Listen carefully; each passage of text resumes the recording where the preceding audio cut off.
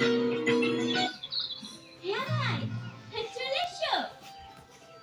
দেখি দেখি। এই যে কই তুমি মুখ খুলে চাই দোকানে বসো, আমি বাবুকে পাঠিয়ে দিছিলি আসতে। এ বাবু, যা তোর মামাকে বাস স্ট্যান্ডে গেলে আগা। ছোট বাবা এসে বাড়িতে? না, তোর বড় মামা।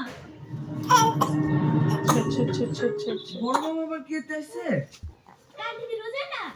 এই যে লোক কি ছিল বলতে? রোজার মাসটা আমাদের মসজিদেই মামাতে করবে। পকা দিব আর থাকবে কোথায়? চুমকি খেলো খেলো খেলো খেলো খেলবো খেলবো খেলবো খেলবো গপ্প করবো গপ্প করবো চলে আয় গপ্প করলে পেট করতে লাগে না গপ্প করলে তো গালি বেটে তো গপ্প কর লাগে না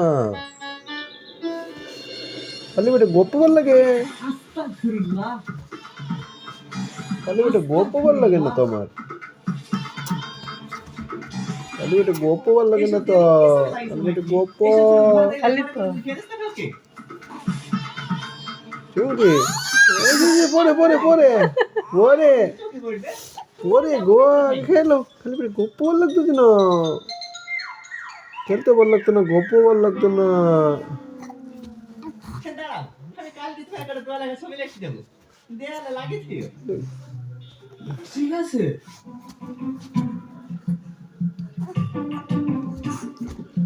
মামা, রাত তো অনেক হয়ে গেছে, আপনি কোনটা শোবেন? পাঁচ হয় নাকি? এই যে না না, এই দুই মা ভাই নিয়ে একসাথেই ঘুমাবো। সেই খাওয়ার সময় তোমাকে ডেকে দিতে হবে না। আহ? আপনি এই করে ঘুমাবেন? হ্যাঁ, এ তো দেখছি চড়বে না রে। শোনা তো মামা, ঘুমের হয় কখনো আবার রাতে রাতে লেগে যাবে।